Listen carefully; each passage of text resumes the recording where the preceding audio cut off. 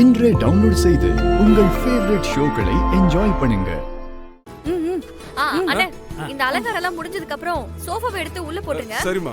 கீழே ஜமக்காலம் போடணும், சரிங்களா? போடுறோமா. அடடடடா, சமந்தி அலங்காரம் எல்லாம் சூப்பரா இருக்க மாதிரி பாத்துக்கோ. நீங்க கவலையே படாதீங்க, வேற லெவல்ல இருக்கும். ஆனா பேசின பணத்தை கரெக்டா கொடுத்துடணும். தரேண்டி, இவ வேற எப்ப பார்த்தாலும் சம்பளத்திலேயே குறியா இருப்பா. சாமந்தி, என்ன பேச்சு பேசிட்டு இருக்க நீ? அதுவும் அம்மா கிட்ட போய்.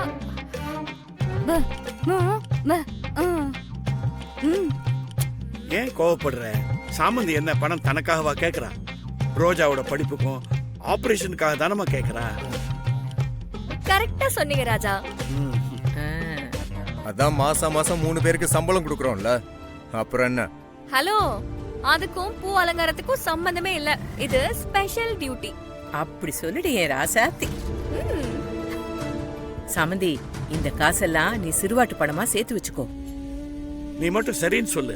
ரோஜா படிப்புக்கு உண்டான செலவு, சரஸ்வதியோட ஆபரேஷன் செலவு எல்லாத்தையும் நாங்க பாத்துக்கிறோம். ஐயா, நீங்க சொன்னதுக்கு நன்றி. அதெல்லாம் நானே பாத்துக்கிறேன். பால் வியாபாரம், தேன் வியாபாரம், இந்த மாதிரி சில ஸ்பெஷல் வருமானத்துல நானே சமாளிச்சுப்பேன். இந்த தைரியம் தாண்டி உன்கிட்ட எனக்கு ரொம்ப பிடிச்சதே. என்ன ராணியாரே, உங்க கூடவே இருந்து அவளுக்கு இந்த அளவு கூட கெத்து இல்லைன்னா எப்படி?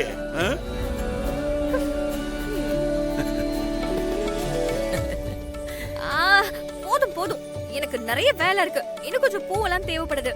நான் கிளம்புறேன். உத்தரவு கொடுங்க ராணி. கிளம்புங்க. போயிட்டு வாமா.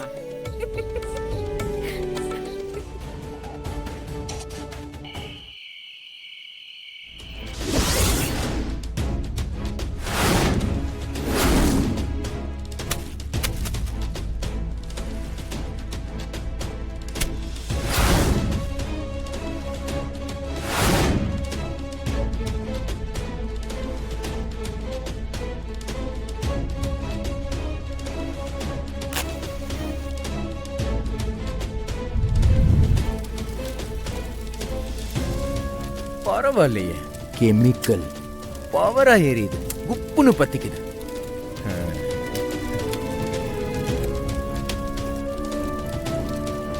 சாமந்தி,